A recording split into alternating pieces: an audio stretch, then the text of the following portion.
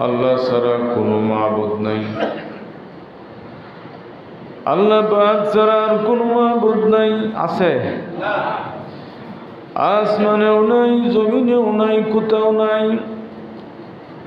তামাম জানের একমাত্র রবেই হলেন আল্লাহ। আল্লাহ রাসূল বলেন, সবচেয়ে সত্য কথা হলো কালিমার সাক্ষ্য দেওয়া, লা ইলাহা ইল্লাল্লাহু মুহাম্মাদুর রাসূলুল্লাহ। দ্বীনের নবী বলেন, শ্রেষ্ঠ কালিমা চারখানা, সুবহানাল্লাহ আলহামদুলিল্লাহ ওয়ালা ইলাহা ইল্লাল্লাহু আল্লাহু আকবার। এই কালিমাগুলি বেশি বেশি পাঠ করা।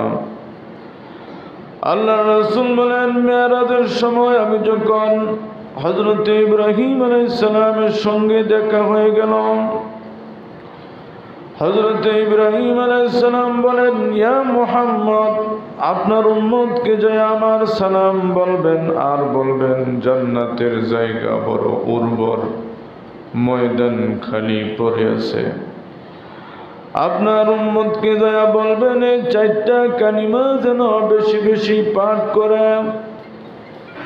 এই কালিমাগুলি আপনার উম্মতেরা যখন পাঠ করবে, আল্লাহ রব্বুল আলামিন মেহেরবানি করিয়া জান্নাতের মধ্যে গাছ রোপণ করে দিবেন।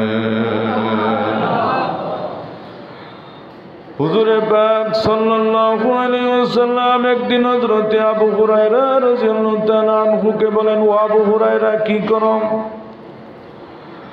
হযরত আবু হুরায়রা বলেন, ইয়া রাসূলুল্লাহ, গাছ রোপণ করি। আল্লাহর রাসূল বলেন, দুনিয়ার গাছ রোপণের পাশাপাশি জান্নাতের মধ্যে গাছ রোপণ করো।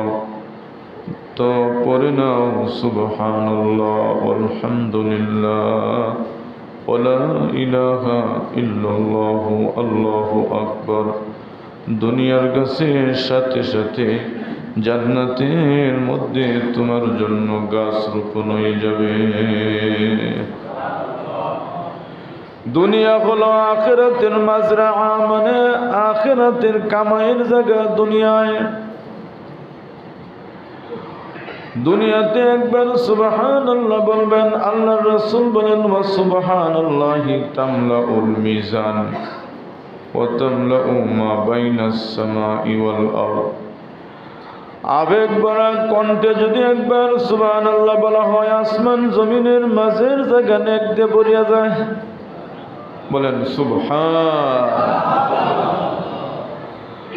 আল্লাহর রাসূল বলেন, দুনিয়া থেকে কামাই করে যাইবা, আখিরাতের সফলতা লাভ করবা।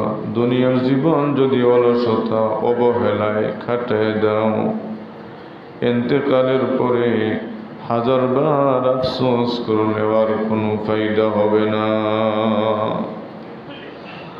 আল্লাহর রাসূল বলেন, একটা দোয়া আছে, লা ইলাহা ইল্লাল্লাহু ওয়াহদাহু লা শারীকা লাহু, লাহুল মুলকু ওয়া লাহুল হামদু ওয়া হুয়া আলা কুল্লি শাইইন কাদির।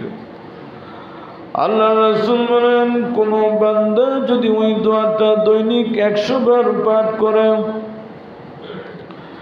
আল্লাহ তাআলা মেহেরবানি করিয়া তাকে 10টা গোলাম আজাদ করার সমান সওয়াব দান করেন, 100টা নেকি দেন, 100টা গুনাহ মাফ করেন, সারা দিন শয়তানের কুমন্ত্রণা থেকে হেফাজত করেন, এবং ওই দিনে তার চেয়ে বেশি নেক আমল নিয়া কেউ হাজির হতে পারবে না। দুনিয়া হলো আখিরাতের মাজরা, আখিরাত কামাই করার জায়গা হলো